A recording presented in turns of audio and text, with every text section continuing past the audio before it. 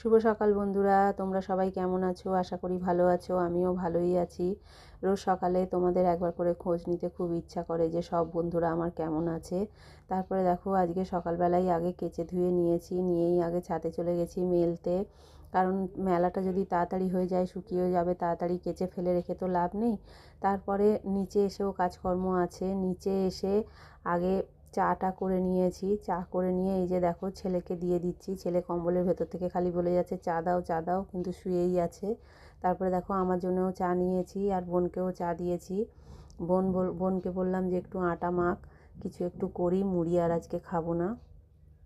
তাই জন্য এই যে কুমড়ো আলুর তরকারিটা আমি বসিয়েছি আর বোন আটা মেখে দিয়েছিল। এই যে রুটি করে নিয়েছি, ও মেখে বেলে দিয়েছে। তারপরে দেখি বাজারও এসে গেছে। বাজারে এসেছে দেখো আজকে ধনেপাতা ঢেলেছি, পুরো আলুগুলো দেখো গড়িয়ে চলে যাচ্ছে।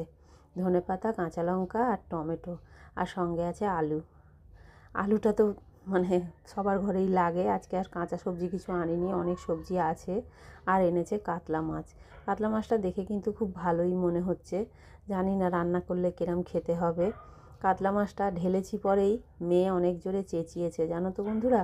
তাই জন্য ছুটেছি মেয়ের ঘরে, যে মেয়ে কেন এত জোরে চেঁচালো, যে তাড়াতাড়ি করে যাই, বাচ্চাটাকে নিয়ে থাকে তো ওই জন্য ভয় পেয়ে। আর শীতকাল বলে দেখো দরজাটা বন্ধ থাকে, দরজাটা খোলা ছিল বলে একটাকে আমি শুনতে পেয়েছি। গিয়ে দেখলাম যে জামা কাপড়ের বালতিটা সব উল্টে গেছে। তাই জন্য আমাকে জোরে করে ডাকলো যে তাড়াতাড়ি করে তুলে নাও, নাহলে কিন্তু ওগুলো সব পড়ে যাবে জানলা দিয়ে। কারণ বালতিটা জানলার গ্রিলের ওপর বসানো ছিল। আমি বললাম যে ঠিক আছে, আমি হাতটা ধুয়ে এসে তুলে দিচ্ছি। যাই হোক জামা টাপড়গুলো তুলে নিয়েছি। তুলে নিয়ে তারপরে দেখো রান্নাটাও সেরে নিচ্ছি। রান্নাও আজ সেরম কিছু করিনি, করেছি গরম গরম ভাত আর এই যে শুধু মাছের ঝোল। ইচ্ছা করলো না যে আর কিছু করি, আর বোনও বলল ছেড়ে দে, আর কিছু করতে হবে না, বেলা হয়ে গেছে। তারপরে দেখো ঢুকে পড়েছে এক ফেরিওয়ালা দাদা। বোনকে বললাম তুই নিচে যা, গিয়ে একটা ঝুড়ি মতো কিনে নিয়ে আয়, বাসনগুলো রাখতে নাহলে খুব অসুবিধা হয়। দেখো বোন দেখাচ্ছে লালটা নেবো না নীলটা নেবো। যাই হোক লালটাই নিয়েছি। বন্ধুরা কেমন হয়েছে তোমরা কমেন্টে জানিও। বৃহস্পতিবার চলে গেছি সন্ধে দিতে। মাকে দর্শন করলে গোপালদেরও দর্শন করো। সন্ধে দিয়ে ওপরে এসে দেখি মেয়ে এনেছে তেলে ভাজা। মেয়ে আনেনি, মেয়ে ওর ভাইকে দিয়ে আনিয়েছে তেলে ভাজা। ওই দিয়ে একটু সবাই মুড়ি খেয়ে নিলাম। নিয়ে তারপরে দেখো রাতে আজকে সেরকম কিছু রান্না করিনি। রাতে এই যে কালকের একটু বিরিয়ানি আছে, সঙ্গে আছে ভাত।